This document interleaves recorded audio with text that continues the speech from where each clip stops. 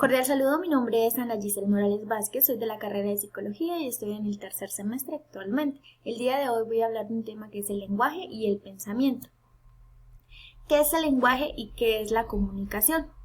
El lenguaje se define como un sistema simbólico que usamos para representarnos a nosotros y a nuestras ideas. Este no es el mismo que el habla, ya que esta es la forma de comunicación audible utilizada para la transmisión del lenguaje.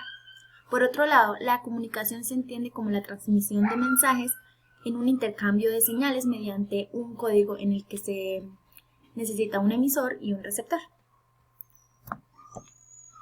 Relación entre el lenguaje y la comunicación.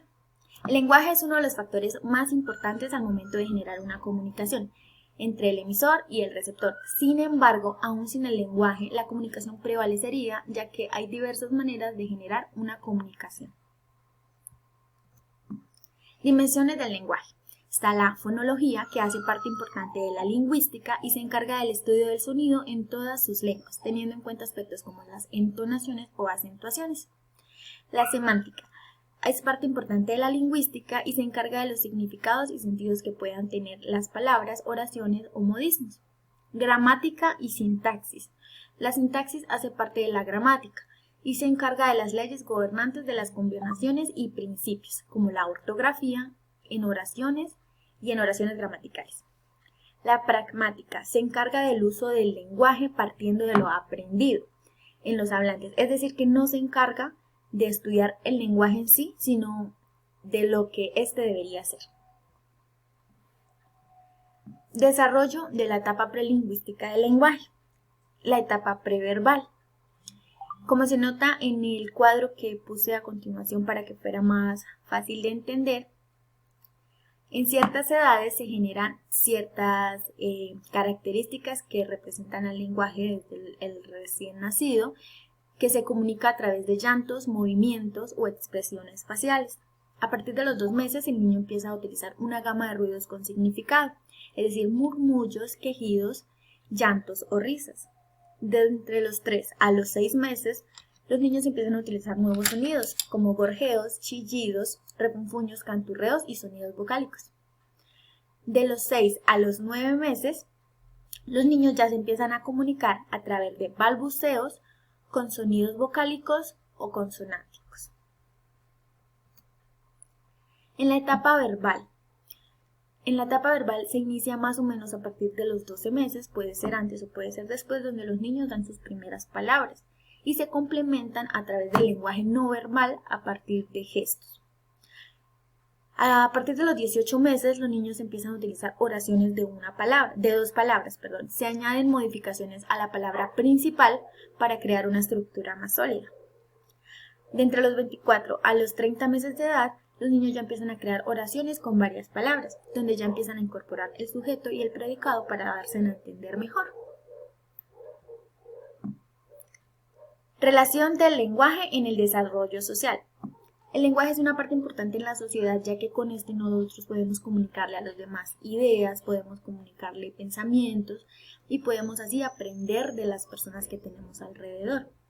A través del lenguaje nosotros pudimos crear la sociedad que conocemos hoy en día y a partir del lenguaje podemos nosotros también desarrollar proyectos de vida o escuchar proyectos de vida. ¿Qué es el pensamiento? Designa tanto la facultad o capacidad de pensar como el proceso por el que se ejerce esa facultad, el producto o efecto de la actividad de pensar y finalmente un conjunto de ideas personales o colectivas, es decir, una creencia. Pensamiento formal. El pensamiento formal se da en los adolescentes. En el pensamiento formal tienen como punto de referencia el razonamiento hipotético deductivo. A partir de la adolescencia, con el pensamiento formal, los adolescentes empiezan a plantearse nuevas cosas y a poder crear, por decir así, sus propias ideas. Es decir, no se quedan con lo que ya les enseñaron, sino esto lo ponen en duda y pueden aprender nuevas creencias de ellos mismos. Características del pensamiento formal. Están las funcionales y formales o estructurales. Son rasgos generales del pensamiento formal y representan formas, enfoques o estrategias para abordar y tratar problemas, es decir, todo es parte de la percepción. Formales o estructurales. Estas son las estructuras lógicas que Piaget utilizó para formalizar el comportamiento de los sujetos ante los problemas que se les plantearon. Bases biológicas del pensamiento.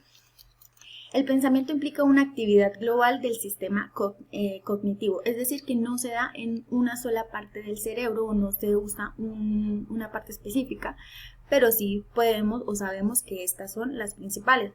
Redes de corteza prefrontal al sistema límbico, corteza prefrontal, corteza motora prerolándica, corteza frontal dorsolateral izquierdo. ¿Cómo influye el pensamiento en la sociedad? El pensamiento en la sociedad es de bastante importancia, ya que con los pensamientos o con las creencias que tiene cada persona se van creando diferentes grupos o etnias en las que muchas personas exponen su pensamiento, lo comparten y muchas veces lo adoran.